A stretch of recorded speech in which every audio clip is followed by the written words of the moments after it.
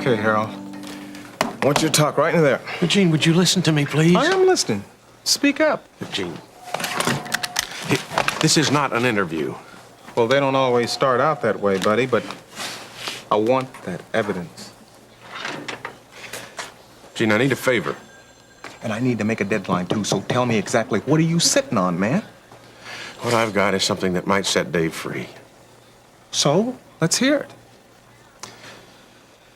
Okay, I'll give you an interview if I can put you on the witness stand for the defense.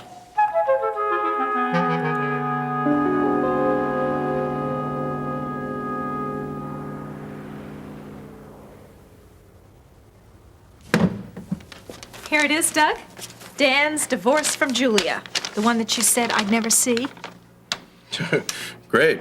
Right in from south of the border, huh? Well, Mexican divorces are legal, aren't they? Sure. They're legitimate. Well, that's why I asked you over here, actually. I've got to find out if that piece of paper is what it's supposed to be. Would you find out if it's genuine?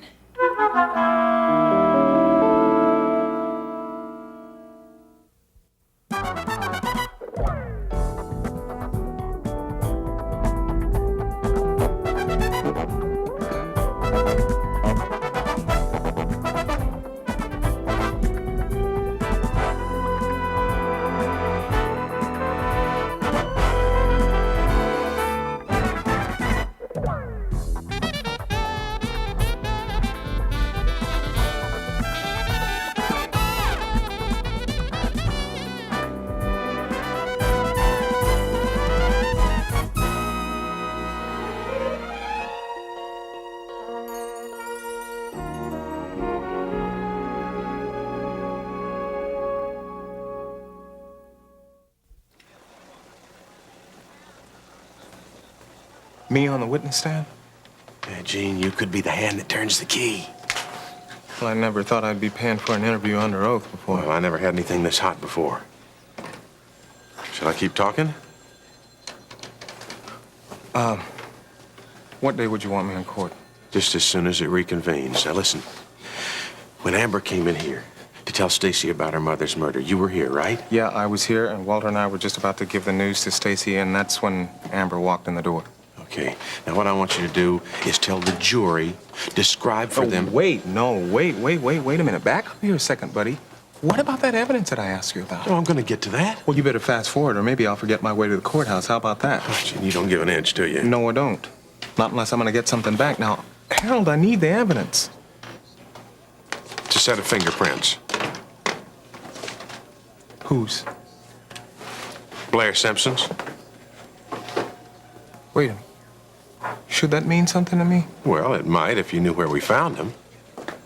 Wait a minute. The back door to Amber's apartment? The unidentified prints? The same ones we've been wondering about all along. They're Blair Simpson's. Seems that she, drove Amber back to her place that night of the murder. Well, what time did she do that? A little bit after midnight. She had to pick up some things that she needed to stay over at Blair's house. Oh, my gosh. Well, then that means she had to have seen Kate again. Alive. This is all very interesting. Didn't it just? So then I guess the question is what went on between the two of them, right? Well, that's one of the questions. The other one would be, what was Amber's behavior like when she told Stacy about her mother? Was she emotional at all? No. As a matter of fact, no. Amber didn't tell Stacy. I told her. You told me that you were just about to tell her when Amber walked in. Yeah, I was, but when Amber walked in, Stacy saw her, and then she nearly crawled out of her skin. Now, as you know, there is no great sisterly love between the two of them over Gil Prescott. Yeah, I know that. You can call it a double blow. When Amber came through that door, I mean, she was the last person that Stacy wanted to see. And just about that time, I'm clearing these silly frogs out of my throat to tell her about her mother's death. She hit the deck. Fainted? She fainted out cold. Okay, this is real important. Did Stacy faint when you told her about her mother or when she saw Amber? Well, no, wait a minute. I believe she fainted when she saw Amber. What did Amber do? Well, she just watched Walter and I try to revive Stacy. She didn't try to help at all? She offered to take Stacy home. Yeah, Stacy, tell me all about that later. But wait a minute. That's not all, though. When Walter was taking Stacy out to Amber's car, Amber stayed behind just long enough to mention to me that Dave had been arrested. What do you conclude from that? Well, I don't know. It's just like, well, she had to make that point. But I told her, please don't tell Stacy. Yeah, of course. End of interview, Gene. Well, that's good. Now I can get started on my work, buddy. Yeah. That's a good idea. Do that. Yeah. Yeah, Gene, Yeah. you know you can't use any of this, don't you?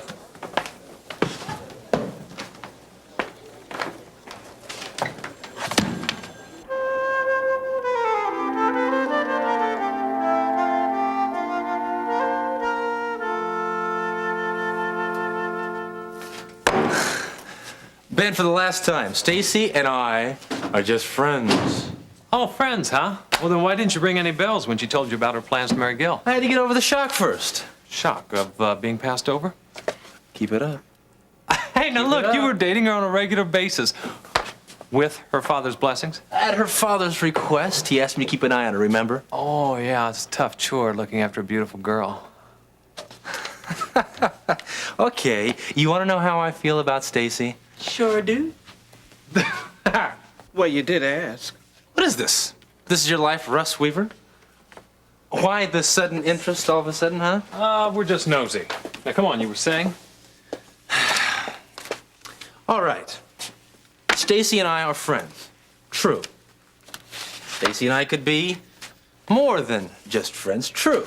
I knew it. But I proved something to myself. Being around her, What was that? that a guy and a girl can be just that. Just friends. No romance, just two people who care about each other. That Okay? sounds reasonable. Yeah. Too bad it's got to end now, though. And what are you talking about, Russ? I own she's marrying Gil. So you can still be friends. No, I don't think so. People who are married need friends, too. I was just thinking about Miriam. Boy, she could use some friends right now. Miriam, what's wrong? Well, that was her on the phone just now. Seems that she came face to face with a dead ringer for Lance. Impossible. Nobody could double for that, Scuzz. Oh, no? Well, what about his twin brother? Becoming Dan's wife means everything to me. That's why I've got to find out if this is legal and binding. What's the matter, Nancy? You don't trust your husband-to-be? Well, no, it's Julia I don't trust. I mean, she doesn't want to let him go. What about this? They both signed it. Yeah, I know. Then why are you worried that what I'm holding in my hand is not the real thing? Look, I could get myself another lawyer to handle this. The only reason I ask you is because you and my relatives would then see that it's legitimate. You're just afraid that that's a fake, aren't you? Why is everyone so eager to tell me what I'm afraid of? Because you are. You know that what Ben, Lori, and I have been telling you is true. Dan's not worth it. I don't want to hear that. Look, he is just using you to squeeze money out of Ben. Once he gets that money, he's going to be gone. You're just jealous, that's all. Everyone is so eager to judge him. Nobody will give him a chance. Well, I gave him a chance because I love him. Look, I shouldn't have even bothered calling you in the first place. Look, all right. I'll check it out for you, okay? How soon will you know?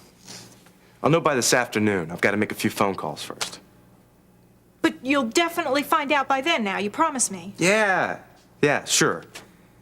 You'll definitely know by this afternoon if this is a fake or not.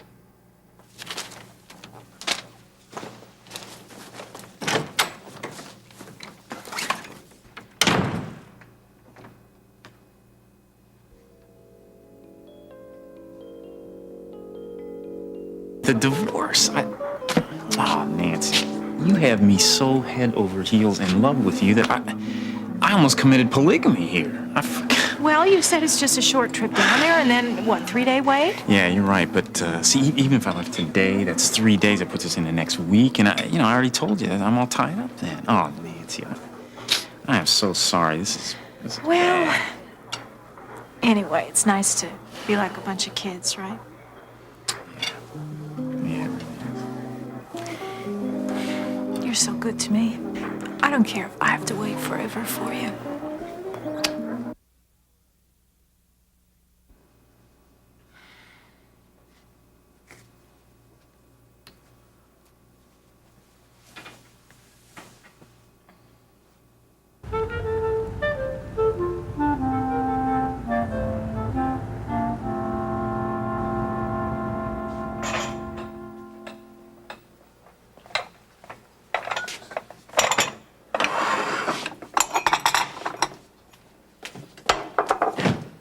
Mother's china.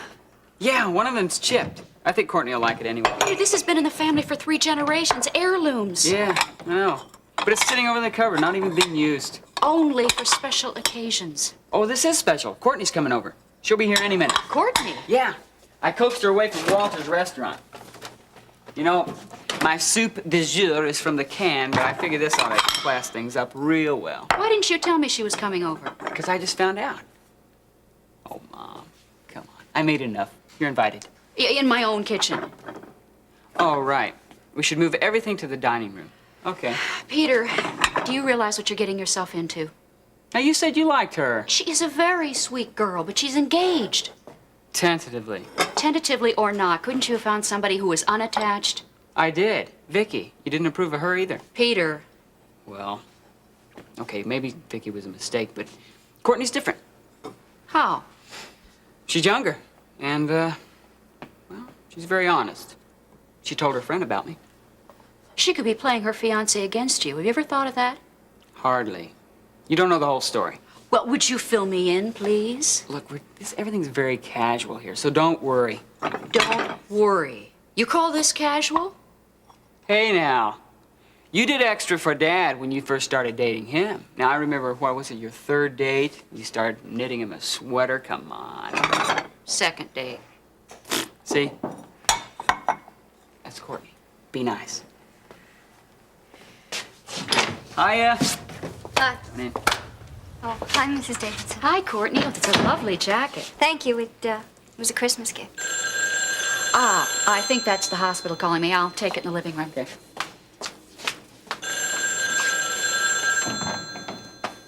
So, what's with the long face? Oh, reason enough.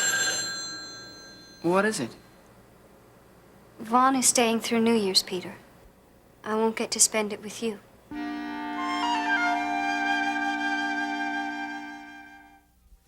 Vaughn overheard my phone conversation with you this morning. Everything? Well, he heard enough to change his mind and stay through New Year's. Peter, I'm sorry. You know I wanted to spend it with you. Tell him. This is the man that my father expects me to marry. Want me to tell him? No, You can't have it both ways. I don't want you involved. Look, you're the best part of my life, and I want to keep it that way. So do I. So, not being second best. But you're not. Don't you know that? Hey, do you want to do this thing New Year's or not? Yes. Okay. Very much. Let's do it. Haven't you heard a word that I've said? Vaughn is going to be here. Right. I want you to send that stuffed shirt back to Lake Forest. Oh, just like that. Yeah. Just wave goodbye to him. If I could, don't you think I would have already? No, I don't think you can because you're so brainwashed that you can't. Peter, I can't. Look, is it because your father's business was taken over by his father because he's a Sumner? Come on.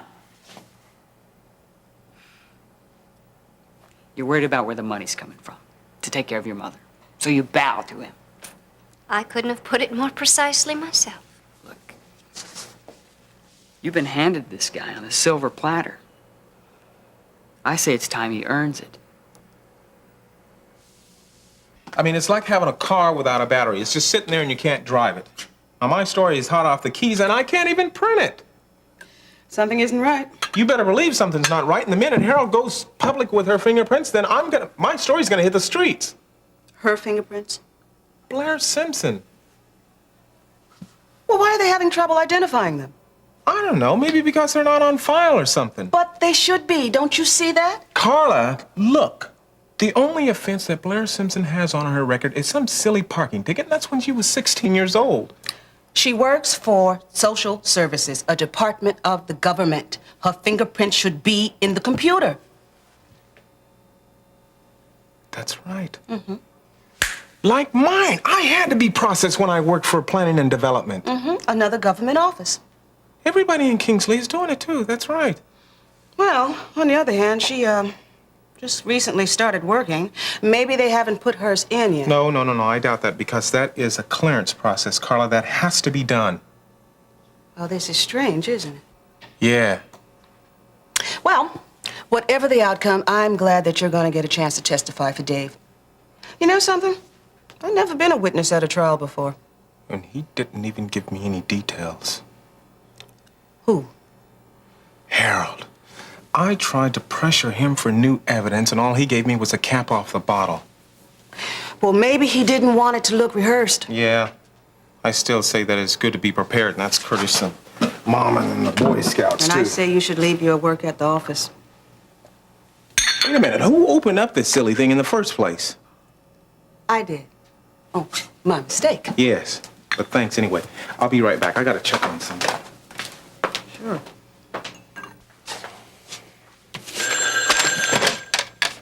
Yeah, Herb? Yeah, hold on. For you. Thanks. Yeah, Dr. Martin. Yeah, Russ. No, without onions. Right. Corned beef on rye. Hold on. Do you want anything? No. Sorry. Okay, Russ, yeah, he doesn't want anything. And would you put a rush on that, please? Yeah, well, same to you. Okay, bye. The $60 million question. Are you a fake? I'll tell you, Doug, it sure looks authentic. Yeah. Well, don't let that fool you. And I once had a client that paid me with phony money. Looked pretty authentic, too. You know, this may be crazy, but I really hate to think what Nancy's face is going to look like if that thing is no good. Oh, come on. You're not back to feeling sorry for her again. Come on. No, not really. I mean, if she won't listen, we can't stop her. Yeah, but you know what really galls me? Is that we had her this close to believe in us, you know, and dropping this malpractice suit. Well, dealing with Nancy, it's always a little confusing. But basically, she's only out for herself. Yeah. Isn't everybody like that, Ben? I mean... No, not everybody. Some people believe you should treat your neighbor the way you want to be treated. Yeah, neighbors, maybe. Not relatives, huh? That's true. Hello, Herb? Yeah. Yeah, did you make the contacts? Right. That one too, huh? Right. Okay, that's all I needed to know. Thanks. Listen, I owe you one, okay? Keep in touch. Bye-bye. What's the verdict? Our last trump's been played. Dan is officially divorced. How is it? Need something. Salt? No, something spicy. What do we got? Try this. Yo. I didn't know you were such a chef. Hey, what are you talking about? I'm a jack of all trades. Try some of this apricot tea. You're gonna love this. Here you go. You know, Peter, I really missed Kingsley. Hey, Kingsley missed you. You have no idea what the Lake Forest socialites were like this year. Probably no worse than the Kingsley socialites. Dad wanted to come back down with me, but, well, Mom's memory's digressing. He's afraid he's going to have her committed again. To where? Rose Hill. A very plush sanitarium with a full-time staff. When she's like this, she kind of needs round-the-clock care. I'm sure it's hard on everybody. Yeah, it is. But you know, there's a good thing about my mom's illness. It kept me from going through that inevitable my parents are the enemy stage. Right. So you weren't the typical teenager. Oh, no. That figures. There's nothing typical about you. Hey, are you always so free with your compliments? Around you. Peter, what if I take you up on your advice Which advice? about talking to Vaughn? You mean it? If you really want to, I don't seem to get too far with him. Well, remember when I first met you, I did real well with Gary. Cream puff compared to Vaughn. What about Troy Behringer? Neanderthal in size, but tiny in brain power. Don't worry, I can take care of Vaughn. Yeah? Yeah. How? I don't know, but I will. Well, let me inspire you.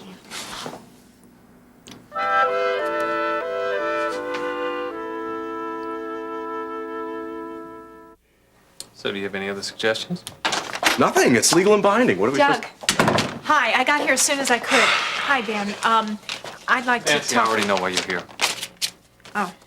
Well, what's the score? Is the divorce for real? Nancy, you can frame it.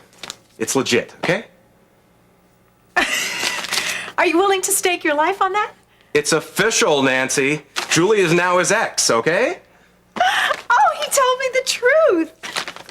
You were wrong about him. You and Lori and Terry, all of you, you were wrong about him. Nancy, my opinion hasn't changed. I just don't have proof in hand. Well, I do. Proof that he loves me. I just wish you could be happy for me, Ben. Excuse me, I have to get back to work. Yeah, well, you do that. Thank you. Guess we'll be seeing you and Dan in court after all, huh? Yes, I guess you will. Yeah.